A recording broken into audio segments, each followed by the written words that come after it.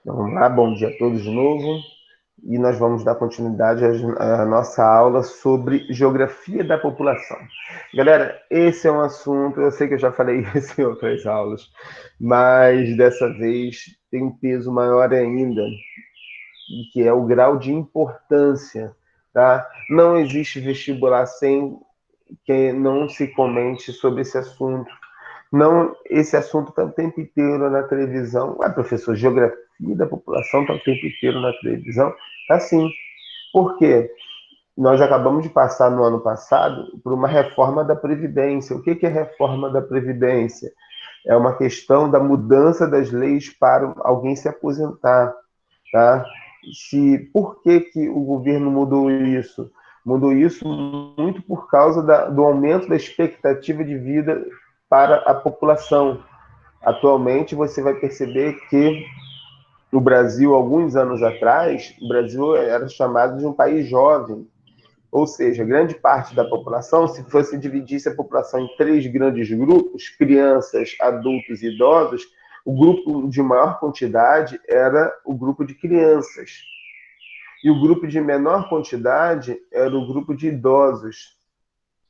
Só que, atualmente, no ano de 2020, o Brasil tem uma população adulta, ou seja, não são as crianças que são a maioria da população, atualmente são os adultos, tá?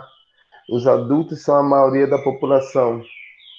Só que daqui a 30 anos, esses adultos formarão quem? Os idosos. E nós teremos uma população de maioria formada por idosos. E esses idosos querem se aposentar. Eu não sou idoso e quero me aposentar, imagina os idosos. E esses idosos vão querer se aposentar. E quem banca os idosos? Perdão, quem banca a aposentadoria dos idosos? É quem está trabalhando, tá? Eu tenho lá um desconto no meu salário, e esse desconto no meu salário, e eu penso assim, não, o governo desconta, sei lá, R$ 500 por mês do meu salário, estou chutando, tá, gente? R$ 500 por mês do meu salário, mas está guardando esse dinheiro no lugar para quando eu me aposentar eu usar esse dinheiro. Errado. Na verdade, esse dinheiro está sendo utilizado para pagar quem? Os atuais aposentados. Tá? Exemplo, a minha sogra é aposentada pelo Estado. Eu sou da ativa. Então, quem paga a minha sogra sou eu. Isso é complicado. Mas, no futuro, quando eu me aposentar, daqui uns 250 anos, quando eu me aposentar, quem vai me pagar são aqueles que estarão na ativa. Só que essa balança começa a ficar desequilibrada. Você precisa, em média, 4 pessoas trabalhando para pagar um aposentado. Tá? Só que atualmente no Brasil está batendo 2 pessoas trabalhando para um aposentado. Com isso, não há dinheiro suficiente para pagar quem? Os aposentados. Mesmo com aqueles que estão na ativa tendo seu desconto no salário, o dinheiro não dá. Ano passado, o governo brasileiro teve que injetar quase 100 bilhões de reais na Previdência Social para pagar os aposentados. Se o governo não injetasse esse dinheiro, automaticamente você não teria dinheiro para pagar os aposentados. Então, muita gente fala, então, Diego, você é a favor da reforma da Previdência, o que aconteceu no ano passado? Eu acho que é necessário, sim, a reforma da Previdência, mas depende de qual reforma, tá bom, gente? Porque atualmente você tem lá uma idade mínima de aposentadoria do homem com 65 anos e a mulher com 62 anos, tá? E você precisa ter, isso é muito importante falar com vocês, tá? Porque, galera, o, o brasileiro ele é muito imediatista, ele não consegue pensar no futuro. Isso é uma das grandes diferenças que a gente tem para os americanos. Os americanos pensam muito no futuro, tá? Exemplo, lá às vezes a mulher tá grávida e ela já faz uma poupança para criança que nem nasceu e essa poupança para guardar dinheiro para a sua faculdade. Caraca, a criança nem nasceu, já tem dinheiro guardado para a faculdade? Sim. Por quê? Porque isso é pensar no futuro. E a gente não pensa muito no futuro. Fala a verdade, galera. Coisa que acontece às vezes amanhã, você não se preocupa. Ah, só vai acontecer amanhã, então que se dane. Então, você precisa pensar na sua aposentadoria hoje. Eu estou parecendo aqueles vendedores de plano de previdência privada. Mas é uma verdade. Tá? Por quê? Porque dificilmente vocês, até eu mesmo, eu devo entrar também nesse rolo, a maioria de vocês, nós vamos trabalhar até os 70 anos, 70 e poucos anos. Só que uma coisa é o cara trabalhar com 70 anos fazendo um serviço tranquilo, um serviço em casa. Sei lá, o cara é advogado. Você vê advogado com 80 anos trabalhando. Agora imagina um cara que trabalha descarregando saco de cimento. Como que esse cara com 70 anos já vai aguentar ainda descarregar saco de cimento? Esse daí que eu acho muito complicado quando a gente fala sobre reforma da Previdência. Tá? Outra coisinha, a expectativa de vida aqui no Brasil, eu falei com vocês na última aula, está aumentando. Tá? Se você for comparar São Paulo, já está batendo quase 80 anos a expectativa de vida. Beleza, mas o estado mais pobre do Brasil, que é Piauí, tem uma expectativa de vida de 63 anos, galera. 63 anos. O Brasil é muito grande, existem vários Brasis dentro do Brasil. Então, a gente nivelar isso daí, dizer que todo mundo é igual, é muito complicado. Bom, então vamos lá. Na aula passada, nós falamos sobre a apresentação sobre essa ideia da geografia da população, de como que a população cresceu de uma maneira exponencial nos últimos anos, ela teve um salto populacional. Isso começou a partir da primeira Revolução Industrial, porque a partir da primeira Revolução Industrial, o regime de produção da primeira revolução, da segunda revolução, até o início da terceira, era um regime de produção que precisava de muita mão de obra. Então, para isso, para você ter muita mão de obra, você tinha que trazer essa população para as zonas urbanas. Isso é papo que a gente já teve quando falou sobre urbanização. E essa população foi crescendo de uma maneira muito grande, muito elevada. Só que eu falei com vocês que o grande salto mesmo foi a partir do século XX. Por quê? Porque nós começamos a diminuir a taxa de mortalidade. Tá? Porque existe a taxa de natalidade. Lembra que eu falei natalidade? Lembra de Natal, Natal, nascimento. Taxa de natalidade é taxa de nascimento, taxa de mortalidade, morte. Oba, claro. Antes, você tinha natalidade e mortalidade sempre muito alta. Como assim, professor? A sua bisavó teve 10 filhos, só que morreram 4. Se vocês buscarem isso na família de vocês, vocês vão encontrar esses números. Ah, a sua bisavó teve isso aí, teve 10 filhos, mas alguns morreram. Por quê? A mortalidade ela era muito elevada, principalmente a mortalidade infantil. O que é mortalidade infantil? É o número de óbitos até 1 ano de idade. Tá bom, gente? Isso é mortalidade infantil. Isso é muito importante, porque a taxa de mortalidade infantil é um indicador importantíssimo para saber o IDH, Índice de Desenvolvimento Humano de um determinado local. Tá? A taxa de mortalidade infantil ela diz muito sobre a qualidade de vida de um local. Tá?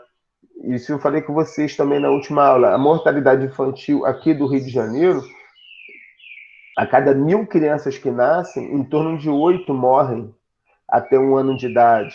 É um número baixo, e essas 8, a maioria morrem de doenças congênitas e por aí vai. Se você jogar esse número para o Piauí, de novo, o estado mais pobre do Brasil, nós vamos chegar ao número de 70 crianças que morrem a cada 1.000 que nascem. Por que esse salto? Devido à questão da pobreza, né? Falta de acesso a hospitais e por aí vai.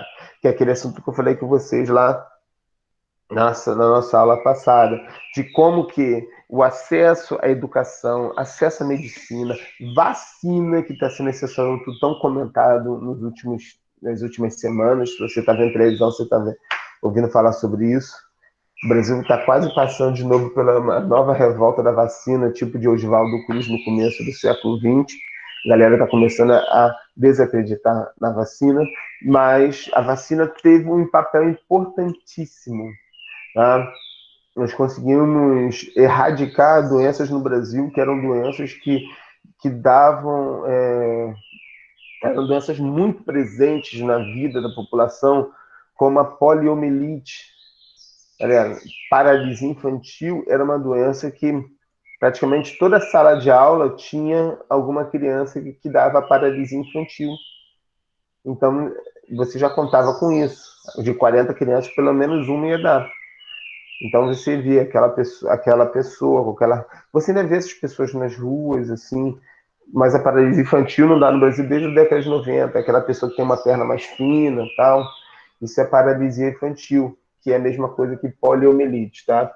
Mas ela conseguiu ser erradicada a partir da vacina. E vai por aí outras doenças que conseguiram praticamente erradicar. Uma que no Brasil voltou, que tinha sido erradicada e voltou, e ela tem vacina, é sarampo. A gente, sarampo matou muita criança no Brasil, ela tinha sido erradicada porque tem vacina. E nos últimos anos ela retornou. Por quê? Falta de vacina. Tá bom, gente? Só para vocês saberem, o pessoal fala assim, ah, a vacina não pode ser obrigatória. A vacina já é obrigatória, tá, gente? Exemplo, vocês têm carteira de vacinação. Se vocês não tomarem as vacinas, até os 18 anos de idade, seus pais podem ser até presos. Tá? Existe uma responsabilidade dos pais sobre os filhos. Então, você tem que demonstrar aquilo ali. Você só pode viajar para um lugar onde tem questão da febre amarela se você tomar vacina. Obrigatório também está lá. Se você não pode viajar para Belém sem o comprovante da vacina da febre amarela, tá bom? Então, a gente precisa entender um pouquinho mais antes de sair falando, tá bom? Não estou dizendo que vocês estão falando, não, tá? Então, galera, mas o que acontece? Essa questão do crescimento da população, conforme eu falei que vocês começou lá na primeira Revolução Industrial, a partir da explosão demográfica que ocorreu no mundo, começou a surgir teorias populacionais, teorias demográficas, como assim? Relacionadas ao crescimento. Ou seja, algumas pessoas começaram a pensar quais seriam as consequências do grande crescimento da população mundial. Tá bom? E com isso, surgiram algumas teorias. De cara, a gente precisa entender a teoria malthusiana, que ela é a mãe das outras teorias, vamos dizer assim. O que foi o que foi a teoria malthusiana? Para falar sobre a teoria malthusiana, nós precisamos falar sobre um cara chamado Thomas Robert Malthus. Malthus, ele foi um pastor anglicano, um pastor de igreja, que ele começou a perceber que a população estava crescendo num ritmo muito elevado e que a produção de alimentos não crescia no seu mesmo ritmo. Como assim? Ele criou essa teoria dizendo que a população crescia em ritmo geométrico. Lembra de PA e PG? Progressão aritmétrica e progressão geométrica? Vocês estudaram isso. Então ele dizia que a população crescia em ritmo geométrico. Ou seja, ela mais do que dobrava de um ano para o outro. E você vai ter... Ela dobrava, melhor dizendo. Ela teria essa ideia de crescer no ritmo exponencial, enquanto a produção de alimentos crescia em uma progressão, o quê? Geométrica. E no momento que a produção de alimentos fosse menor do que, do que o crescimento da população, geraria um movimento de ruptura. Seria um momento de ruptura. Por quê? Você daria uma crise populacional que geraria o quê? Fome. Tá? E esse cara vai escrever um livro chamado Ensaios sobre a População, tem na internet, tá? E ele vai criar essa teoria vai ter um destaque muito grande na Europa, porque vai criar essa ideia mais alarmista. Só que nós estamos no século XVIII, 1750 mais ou menos, junto com a primeira Revolução Industrial. E como que você consegue conter esse crescimento populacional? Vamos lá. Segundo Malthus, em apenas 2 séculos, o crescimento da população seria 28 vezes maior do que o crescimento de alimentos. Assim, não teria comida para todo mundo. Tá? Foi o que eu acabei de falar. E o que Malthus propunha? O que ele começou a propor? Ele criou a ideia da sujeição moral. Aí o negócio ficou difícil, gente. Por quê? Atualmente, nós vamos falar isso daqui a pouco, nós temos uma coisa que revolucionou a questão do crescimento da população, que é pílula anticoncepcional, tá? Só que naquele momento você não tinha pílula anticoncepcional. Só para vocês terem uma ideia, nessa época, no século, lá baixinho, só entre a gente aqui, só para vocês terem uma ideia, nessa época, no século XVIII, a camisinha era feita com tripa de porco. Não é uma coisa muito legal. Mas você vai ter a ideia da sujeição moral. O que ele propôs para a sua população? Abstinência sexual. Vamos parar de fazer sexo para parar de ter filho. Aí, galera, vamos pensar. Século XVIII, você já não tem Facebook, você não tem celular para ficar jogando joguinho, você não tem o Instagram para ficar atualizando, você já não tem muita coisa para fazer. E ainda propõe para a galera isso? Ah, o pessoal não aceitou muito, não. Eu aqui. Mas ele pregava isso em seus sermões. Né? Ele dizia para a população criar uma ideia da sujeição moral. Por quê, galera? Porque nessa época você tinha uma taxa de natalidade de quase 10 filhos por mulher. Tá? Então você tinha aquela família com aquela escadinha, com aquele filho desde os 15 anos e um com 1 ano de idade, aquela escadinha bem, bem legalzinha. E ele começou a propor abstinência sexual para você ter um controle populacional. Só que isso funcionou? Não funcionou. Só que tem o seguinte, isso criou muitas controvérsias. Por quê? Se você pensar para os dias de hoje, isso é muito ultrapassado, esse pensamento. Só que naquela época teve um barulho muito grande. E até hoje ainda tem barulho. Vocês vão entender por quê. E a gente percebe que não adianta conter a população para diminuir a fome. Tá? Na verdade, está muito relacionado à distribuição de riqueza. Tá? Mas a gente vai falar um pouquinho mais sobre isso. Mas vamos lá. Então, Malthus previu que a população cresceria muito mais rápido que a produção de alimentos, isso em apenas 200 anos, ou seja, estou em 1750, ou seja, dizia que no século XX a população seria muito maior que a produção de alimentos e a gente passaria fome, miséria. Isso aconteceu? Não, não aconteceu. Por quê, professor? Porque a população acreditou na sua ideia da abstinência sexual, da sujeição moral? Claro que não, pessoal. A galera continua fazendo filho freneticamente.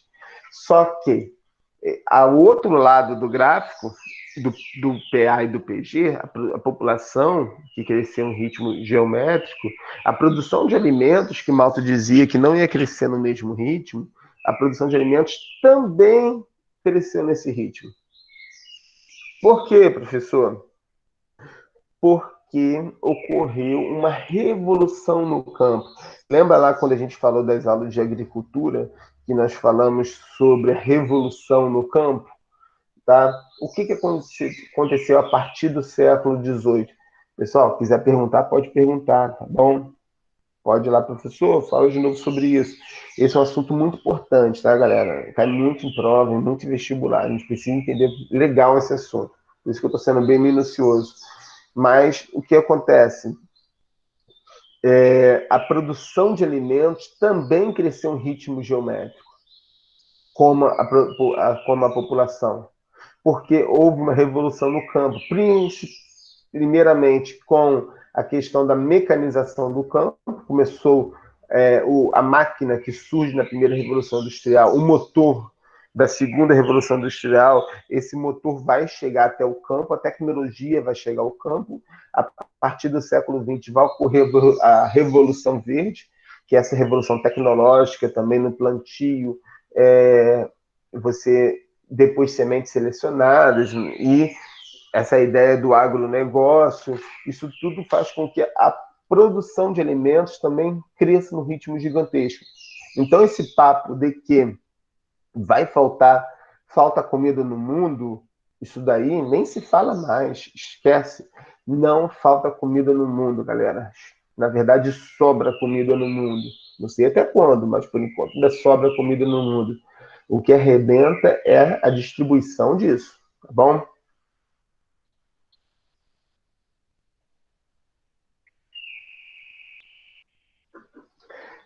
Então vamos lá. Teoria de Malthus caiu. Beleza, não se fala mais nisso, professor? Sim, se fala pra caramba. Mais do que você imagina. Às vezes você fala e não tem ideia. Eu não estou dizendo que é certo e errado, não, tá, gente? Cada um, no final, aí vai escolher uma teoria para você. Só que o que acontece, galera? Então, a teoria malthusiana ela vai cair por causa da produção de alimentos. Só que no mundo, a partir da Segunda Guerra Mundial, o mundo, galera, ele é outro depois da Segunda Guerra Mundial, conforme eu falei com vocês. Há um salto tecnológico, uma visão muda. O mundo vai ter uma mudança muito grande e essa mudança vai se apresentar também com um salto populacional. A partir da Segunda Guerra, do final da Segunda Guerra Mundial, ou seja, da década de 50 para cá, nós vamos ter uma explosão populacional, uma coisa que nós chamamos de baby boom, explosão. Ou seja, uma criança que explode, não, uma explosão de bebês que é uma explosão populacional. A galera começou a fazer filho de uma maneira gigantesca, porque a gente vai entrar no segundo período, onde a natalidade continua muito alta, só que a mortalidade começa a cair. Por que que cai, professor? Tudo aquilo que eu já falei, acesso à vacina, hospital, saneamento básico, educação, melhor alimentação e por aí vai. Então, a população, conforme a gente pode ver aqui no gráfico, ela vai em 1950 de 2 bilhões e meio, 1900... Galera, pensa só, em 20 anos ela vai de 2 para 3. Mais 20 anos ela vai de 3 para 5. Mais 18 anos de 5 para 7. Em 2030, está aqui marcando 8,3, mas a gente já está praticamente 8 bilhões, tá? Então, nós vamos ter um ritmo de crescimento, se a gente mantivesse esse ritmo de crescimento, galera, da década de 70, da década de 60, meu Deus do céu, a população não ia caber mais no mundo, tá? Só que a gente vai ver daqui a pouco que esse ritmo, na verdade, já caiu bem, bem mesmo, tá? Então, é interessante que os países que mais passaram pela Segunda Guerra Mundial tiveram esses soldados que voltaram da guerra, começaram a ter muitos filhos. Existe alguns estudos psicológicos falando que esses soldados que voltaram da guerra, eles viram tanta morte na guerra que eles queriam ver o quê? Vida. Então eles começaram a ter muitos filhos, muitos filhos. E os países que mais tiveram essa explosão até os dias de hoje são principalmente os países pobres, tá, galera? Esses países mais pobres, principalmente da América Latina, África e Ásia, boa parte do mundo, eles vão ter uma explosão populacional muito grande, como a gente pode ver na China, tá? A China não começou a ter uma população grande agora, já tem muito tempo. Só que a China tinha um problema muito sério de falta de alimento. Sempre foi um problema crônico na China. A fome sempre esteve muito presente na China. Tanto que eles se acostumaram a comer coisas que pra gente é bizarro, tipo cachorro, rato, barata e por aí vai. Eles se alimentam. Existe a cultura em cima dessas coisas, que hoje em dia praticamente não existe mais, tá, gente? São poucos. Apesar de um colega meu ter ido na China e ter visto o restaurante que você escolhia a raça do cachorro que queria comer e tal, Mas a China tem muito isso presente por causa da fome que esteve muito presente na sua história. Essa fome hoje em dia já não está mais presente. Mas se a gente for pensar no começo do século, depois da Segunda Guerra Mundial, na China, você vai ter uma figura do Mao Tse-tung, que foi um cara que promoveu a Revolução Comunista na China, que foi um cara que acredita que ele matou mais de 50 milhões de pessoas. Tá bom, gente? E esse cara, muitas dessas mortes são relacionadas à fome. Então, a China, onde teve isso muito presente, a China vamos guardar o nome China, o país China, que daqui a pouco eu volto sobre China. Mas só para vocês terem uma ideia, começaram a perceber que a população crescia muito mais em países pobres. E muitos relacionaram a pobreza desse país à sua elevada população. Como assim, professor? Eu dizia a seguinte coisa: o Brasil é pobre porque tem muita gente. Se o Brasil parar de ter muita gente, como assim diminuir o seu crescimento? Ele vai deixar de ser pobre. Ele criou um pensamento que nós chamamos de neo-prefixo, de novo, neo-malthusianismo. Tá bom, gente? O que é o neo-malthusianismo? O neo-malthusianismo, ele relaciona a pobreza à sua elevada população. Ou seja, ele diz que a sua elevada população tem como consequência a pobreza. Entendam isso, que daqui a pouco vai embolar o meio de campo. De novo, ele diz que a população ela é grande e tem como consequência a pobreza. Então, como que o país deixa de ser pobre? Para de fazer filho, diminui a sua natalidade. Tá bom? Então, é importante você entender isso, porque esse pensamento ele está muito presente nos dias de hoje. Eu não estou dizendo que é errado, preste atenção, mas você pode concordar com isso ou não. Ele diz a seguinte coisa: quando passa na rua aquela mãe com 5 filhos, aquela escadinha, que as crianças com bastante catarrozinho tá indo, aí você fala, porra, cheio de filho, por isso que é pobre, tem que parar de fazer filho para deixar de ser pobre. Aqui no Brasil, isso teve durante muitos anos, isso aqui no Brasil teve um destaque muito grande e foi aceito, e foi assim, foi disseminado de uma maneira muito grande. Tanto que no Brasil era muito fácil fazer laqueadura. O que é laqueadura? Ligação das trompas, ou seja, quando a mulher ela passa a não ter mais condições de ter filhos. Ela vai lá e opera, liga as suas trompas, faz a laqueadura. E isso aqui no Brasil, hoje em dia, existe uma legislação específica, mas antigamente não. Antigamente você tinha mulheres que com menos de 25 anos já ia lá e fazia laqueadura. Hoje no Brasil existe uma legislação em cima disso daí, tá? Você vai entender por quê. Então, o neomalthusianismo, ele ganhou muito destaque no mundo. Ele dizia que o país tem que parar de fazer filho para deixar de ser pobre, tá? E teve um país que bebeu muito dessa água, ou seja, ele entendeu que era necessário controlar a sua população para ele deixar de crescer.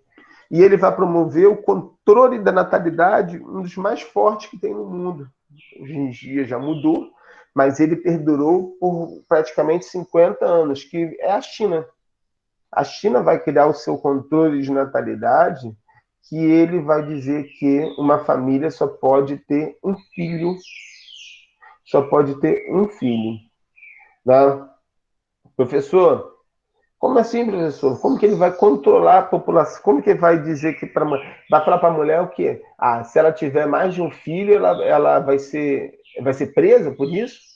Não, não vai ser presa. Só que existe uma penalização para aquela mulher, para aquela família, mulher não, né? Para aquele casal que tiver mais de um filho. Primeiro, ele perde o seu emprego, ele toma uma multa do governo, ele não pode registrar a criança, ou seja, o cara vai lá, só pode ter um filho.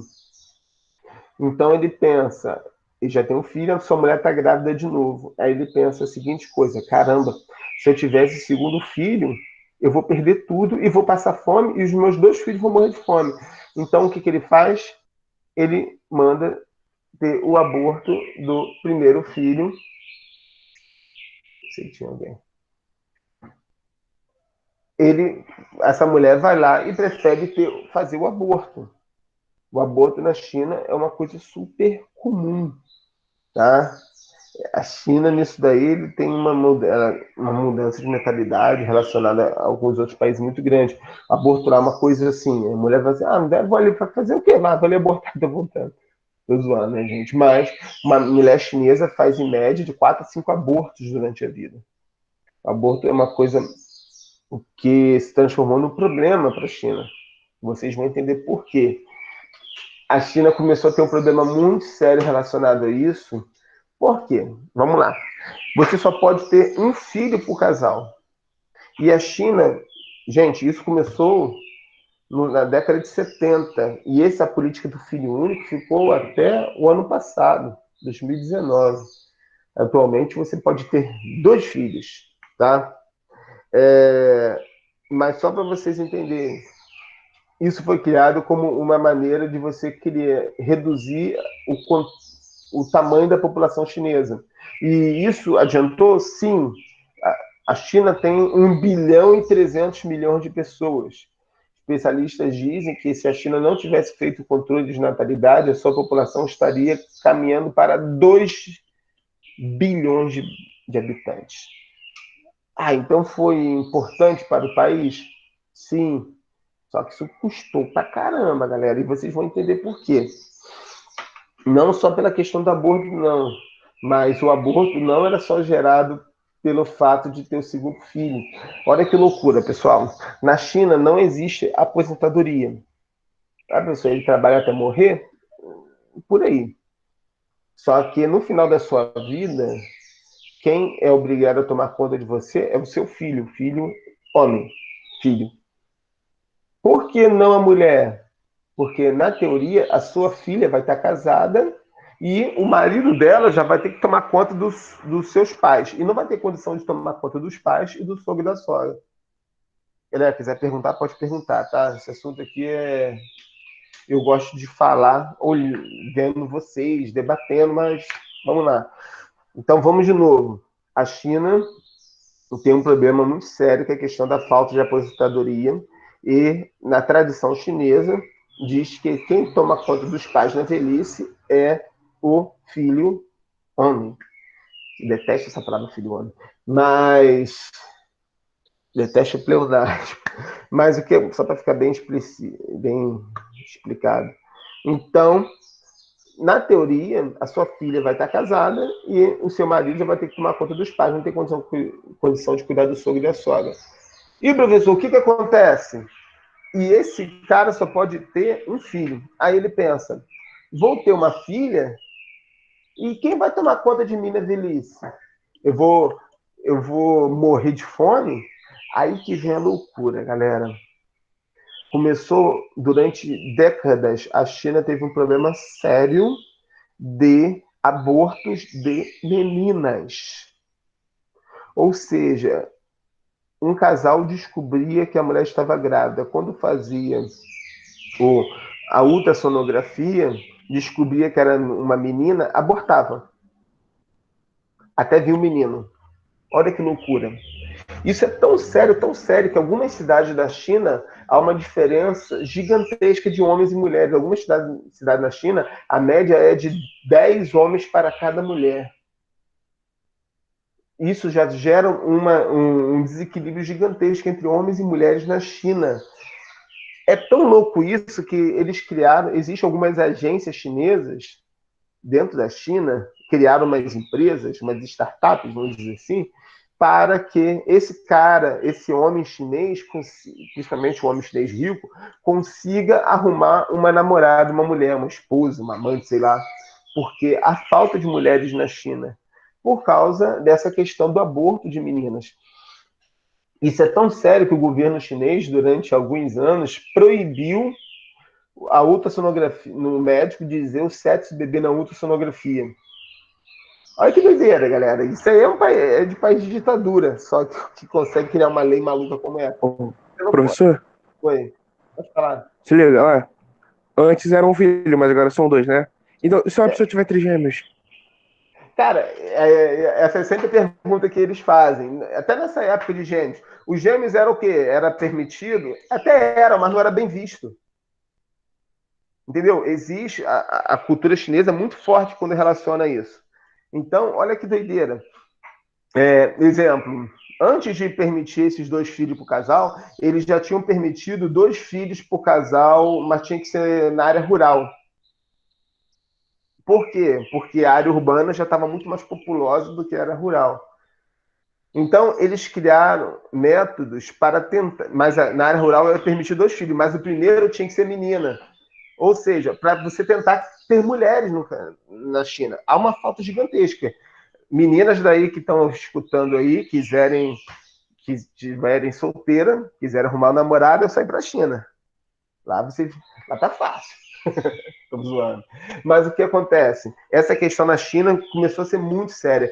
Teve um caso que ficou muito conhecido, que a mulher ela não queria ter um filho, se eu não me engano, era uma menina. Essa mulher foi para o hospital, sentindo já as dores do parto, e lá no hospital, esse caso está na internet, tá, gente? Se vocês jogar, vocês vão ter reportagem sobre isso.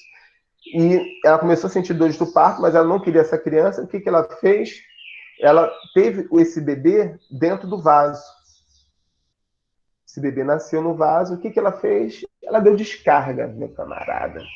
Ela deu descarga na criança e foi embora. E incrível que pareça, eles conseguiram perceber que essa mulher, pela câmera, que essa mulher entrou com barriga e saiu sem barriga, vamos dizer assim, e essa criança não morreu.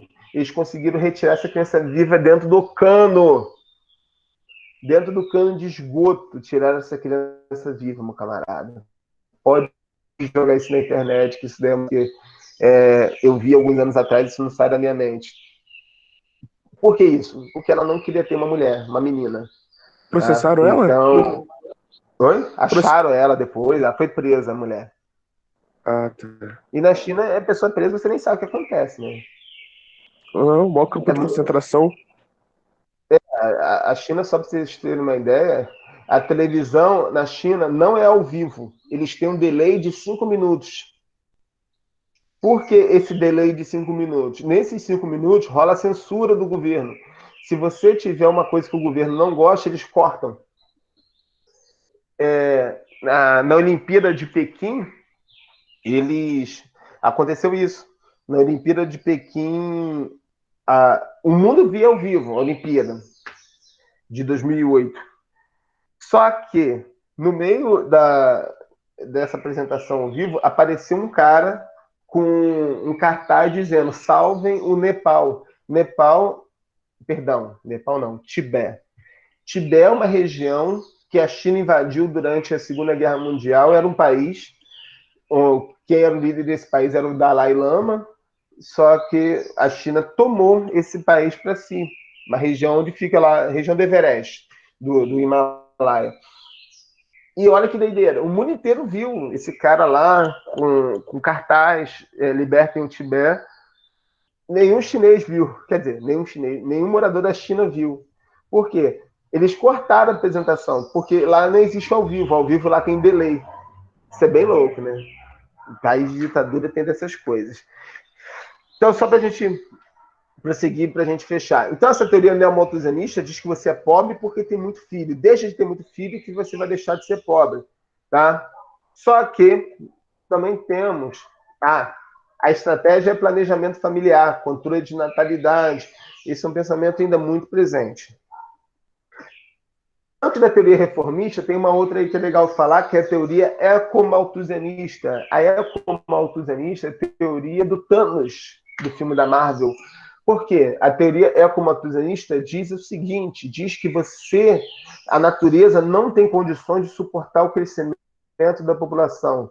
Tudo que você tiver relacionado ao nome Malthus fala de controle de natalidade. Aprendam isso, tá, gente? Fala de diminuir a população. A teoria eco-malthusianista é aquela teoria que diz a seguinte coisa: a população está pressionando os recursos naturais. A natureza não suportará o crescimento da população. Então, é necessário que você tenha o quê? O controle da população para que a natureza possa se recuperar. Para quem lembra, já viu Guerra Infinita, lembra lá de Thanos falando que o seu país não conseguiu suportar o seu crescimento, a natureza não aguentou, não tinha recurso, isso o país acabou. E ele o que ele queria fazer? Acabar com a metade da população mundial para que isso não acontecesse no mundo, no universo inteiro, tá? Para quem já viu o filme, acredito que todos já viram, lembra disso. Thanos era um eco de natureza malthusianista, tá bom, gente? Então, toda vez que você diz, pô, vai faltar água no mundo, a população está crescendo muito. Então, você está sendo eco-malthusianista. Há uma diferença. A população, você pode dizer que vai faltar água no mundo, mas você pode falar porque estão destruindo a natureza ou porque a população está crescendo. Tá? Se você diz que vai faltar água no mundo porque a população está crescendo, você está sendo eco-malthusianista. E para fechar, teoria reformista. Teoria reformista, também conhecido como teoria marxista, tá? Vem na linha de pensamento do marxismo. O que diz a teoria reformista? Ela já vai seguir uma linha diferente das outras que a gente viu. Tá bom, gente? Então, de novo, qual que a gente viu? A gente viu a malthusianista. Você, hoje em dia, não pode se dizer malthusianista, porque o malthusianismo acabou. Existe uma dobradura dela, vamos dizer assim, né? Uma ramificação dela, que é a teoria neo-malthusianista e eco-malthusianista. Tá? O que diz a teoria reformista? Ela diz que a culpa você não é pobre que tem muito filho, é a sua pobreza que tem como consequência você ter muitos filhos. Vamos pegar isso daí que você embola no meio de campo. Ela diz que você só é pobre. Perdão. Ela diz que a sua pobreza tem como consequência você ter muitos filhos. Ou seja, é o contrário do neomalthusianismo. O neomalthusianismo diz que para você deixar de ser pobre, você tem que parar de fazer filho. A reformista, o marxista, já vai dizer o seguinte: se você deixar de ser pobre, você já vai diminuir a sua natalidade. Por quê? Ela diz que se você tiver acesso ao quê? Acesso à educação, saúde, higiene, você naturalmente vai diminuir a sua população. Tá? Ela relaciona a pobreza como principal problema, como o principal problema, e não a natalidade. Então, de novo, o que o neomalthusianista diz? Qual o principal problema para o neomalthusianista? É a população muito grande. Qual o principal problema para o reformista? É a pobreza. Tá bom, gente? Essa é a ideia, a principal diferença. Então, ela diz a seguinte coisa, a teoria reformista. Ela diz que você dê condições de vida para essa população mais pobre, como saúde, educação, informação. Galera, informação conta muito. Você naturalmente vai diminuir a sua população. Tá bom? Então, essa é a ideia da teoria reformista. Ela diz que você vai. Os reformistas defendem uma política de reforma social e distribuição de renda. Só assim o problema da pobreza se resolveria. Resolvendo o problema da pobreza, se resolveria também o problema da superpopulação. Tá? Exemplo, aqui no Brasil você tem um programa de distribuição de renda que é o Bolsa Família. O Bolsa Família, você entende assim, o cara que tem Bolsa Família, então ele vai ter muito filho para poder receber mais dinheiro. Na verdade, você percebe que a natalidade de quem recebe Bolsa Família não é muito diferente das outras, não. Você não teve esse crescimento como a gente pensava, tá bom? Mas eu vou fechar por aqui. Na próxima aula a gente vai falar sobre população brasileira, tá? Eu vou deixar uma atividade para vocês lá na plataforma, uma pergunta, vai ser uma pergunta só para vocês responderem durante a semana, tá bom, gente? Obrigado pela presença de vocês aí. E essa aula de hoje eu jogo no YouTube, tá? Quem quiser depois, eu tenho todas as nossas aulas no YouTube, tá bom, gente? Valeu, obrigado pela presença de vocês aí. Valeu, Tchau, professor. professor. Tchau, professor. Tchau, professor. Tchau, tchau.